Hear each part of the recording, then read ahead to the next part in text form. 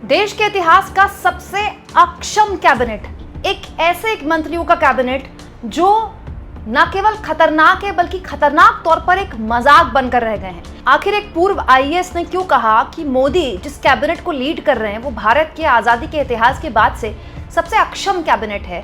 दोस्तों, हमारी देश की राजनीति में जवाबदेही नाम की एक चीज रही जो मीडिया तय करती थी, लेकिन क्योंकि अब मीडिया सरकार की जेब में है तो कोई जवाबदेही होती नहीं है, तो सारी बात इस बात के नीचे दबा दी जाती है कि बीजेपी चुनाव तो जीत रही है ना, बीजेपी बंगाल तो जीत गई ना, बीजेपी असम तो जीत गई ना। लेकिन दोस्तों, कई बार समस्याएं इतनी बड़ी हो जाती हैं कि आप किसी भी चीज को इस जवाब के अंतर्गत छुपा नहीं सकते। जैसे दोस्तों, पूर्व आईएएस और सांसद जवाहर सिरकार हैं। ये पूर्व आईएएस रह चुके हैं, राज्यसभा में सांसद रह चुके हैं और ऑलमोस्ट मतलब सरकार में बहुत बड़े बड़े पदों में रह चुके हैं पूर्व की सरकारों में।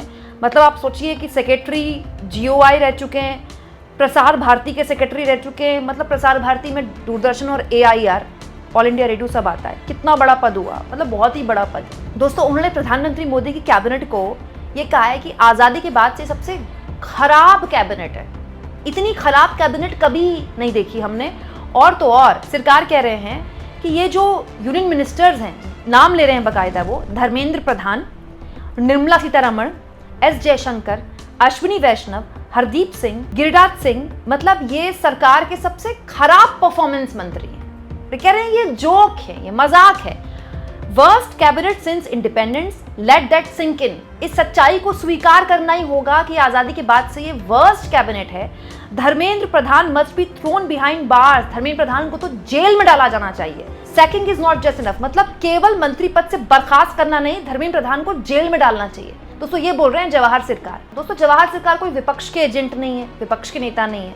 एक आईएएस के तौर पर सरकार के इतने बड़े पदों में रहे, एक सांसद रह चुके हैं राज्यसभा के।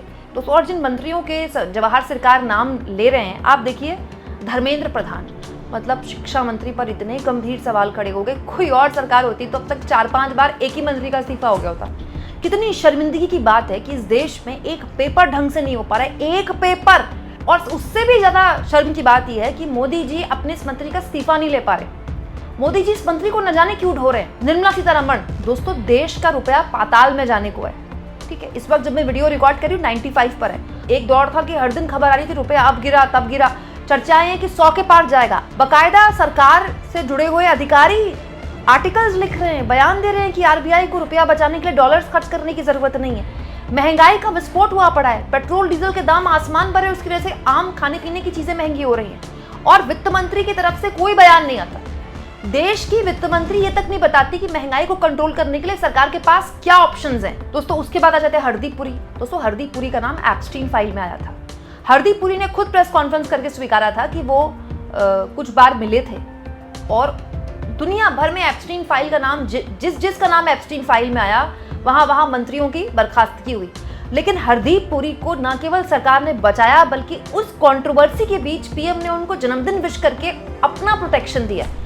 आज देश में पेट्रोल डीजल को लेकर क्या मारामारी आप जान ही रहे हैं। देश के कई ग्रामीण हिस्सों से डीजल की मारामारी की खबरें आती रहती है। सब जानते हैं दोस्तों, ईरान हमें सस्ता तेल देने को तैयार है लेकिन हम उससे खरीद नहीं रहे, ठीक है। लेकिन मजाल है कि हरदीप पुरी जो कि भारत के पेट्रोल गैस मंत्री हैं, उनकी तरफ से आपने कोई बयान सुन लिया हो। इसके बाद आ जाते हैं दोस्तों एस जयशंकर। देश की विदेश नीति कहाँ है, क्या कर रही है, उसकी क्या रूपरेखा है, कुछ नहीं पता हमको। देश की विदेश नीति पर इतने सवाल कभी नहीं उठे जितने एस जयशंकर के विदेश मंत्री रहते हुए उठे। पूर्व में भी जब उनको दोबारा विदेश मंत्री बनाया गया तो भी, लेकिन मोदी जी उनको प्रोटेक्ट करते रहे। कभी हमने नहीं सुना कि विदेश मंत्री की कुर्सी खतरे में है। और गिरिराज सिंह के बारे में जो इन्होंने नाम लिखा है उसके लिए तो क्या ही बोला जाए। गिरिराज सिंह तो मुझे लगता है मंत्री इसलिए बनाए जाते हैं कि वो हिंदू मुसलमान को लेकर बयान दें। अभी कुछ दिन पहले आपको याद होगा, नॉर्वे में एक रिपोर्टर ने जब प्रेस कॉन्फ्रेंस नहीं करने को लेकर पीएम को घेर लिया था, नॉर्वे की पत्रकार, तो जानते हैं गिरिराज सिंह ने बयान क्या दिया था। वो विदेश के पत्रकार ना मोदी जी से अंग्रेजी में सवाल पूछते हैं ना, हिंदी में सवाल पूछे तो मोदी जी जवाब दें। लो, हम पूछ लेंगे हिंदी में सवाल, आप प्रेस कॉन्फ्रेंस तो कीजिए। पूरे देश में हिंदी बोलने वालों की पत्रकारों की भरमार है क्या? आप बताइए, मोदी जी हिंदी में जवाब देने को कब तैयार है, हम पूछ लेंगे। ये तो हाल है मंत्रियों का, इस तरह की तो बातें करते हैं मंत्री। मैं नहीं कह रही हूँ कि जवाहर सिरकार जो बात बोल रहे हैं मैं उससे इत्तेफाक रखती हूँ, बट आप देखिए इस वक्त देश की सरकार, मोदी सरकार अलग अलग मोर्चों पर फंसी हुई है। दोस्तों ये वो बीजेपी है जो अभी जिसने बंगाल जीता है, असम जीता है, जो एक्चुअली 7वें आसमान पे होनी चाहिए। हर तरफ मोदी मोदी की बातें होनी चाहिए। लेकिन इस वक्त देश में क्या माहौल है? नीट का पेपर लीक हुआ, उसके बाद CUET का पेपर आज होना था, वो भी एक आगे घंटे मतलब कुछ 1-1.5 घंटे के लिए आगे कर दिया गया क्योंकि उसमें टेक्निकल एरर आ गई।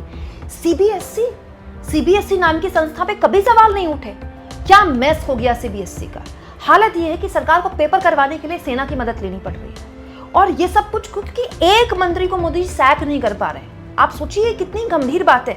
और सबसे बड़ी बात, अगर जवाहर सरकार मंत्रियों पर सवाल उठा रहे हैं कि सारे के सारे मंत्री फेल हैं और ये अब तक की आजाद भारत के इतिहास की सबसे खराब कैबिनेट है, नॉन परफॉर्मिंग कैबिनेट है, तो इसको कैबिनेट को चुना किसने?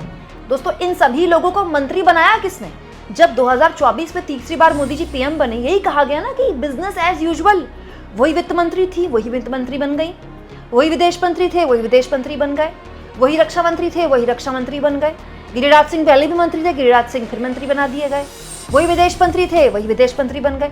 तो मोदी जी ने तो बाकायदा इन नेताओं पर बहुत ज्यादा विश्वास जाहिर किया है। तो हालांकि दोस्तों जवाहर सरकार पर लगातार कटाक्ष करते रहे हैं, लगातार वो सरकार को घेरने वाले मुद्दे उठाते रहे हैं।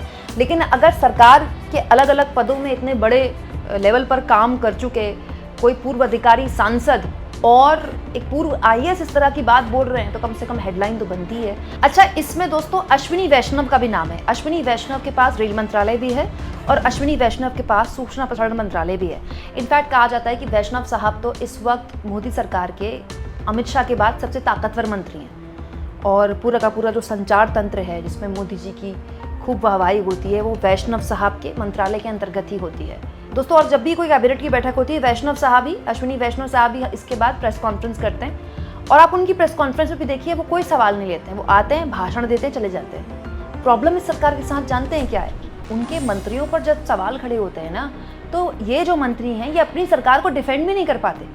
भाई देश में महंगाई, पेट्रोल डीजल के संकट को, पेट्रोल डीजल की महंगाई को लेकर, गिरते रुपए को लेकर कितने सवाल हैं।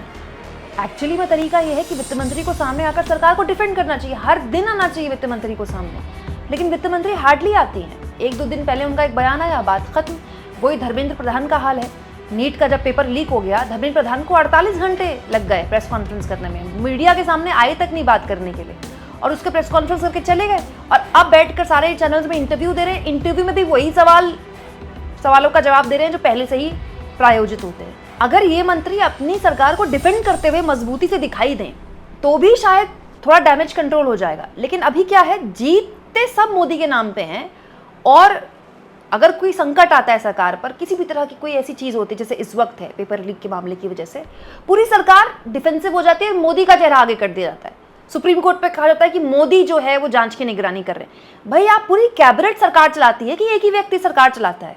आपको क्या लगता है दोस्तों, जिन मंत्रियों के नाम लिए गए हैं, क्या आप भी इन नामों से इत्तेफाक रखते हैं दोस्तों, या फिर आपको लगता है कि जवाहर सरकार जी थोड़ा कुछ ज़्यादा ही बोल रहे हैं? कमेंट बॉक्स में लिख के बताइएगा और जितना हो सके दोस्तों चैनल को शेयर भी करें और सब्सक्राइब।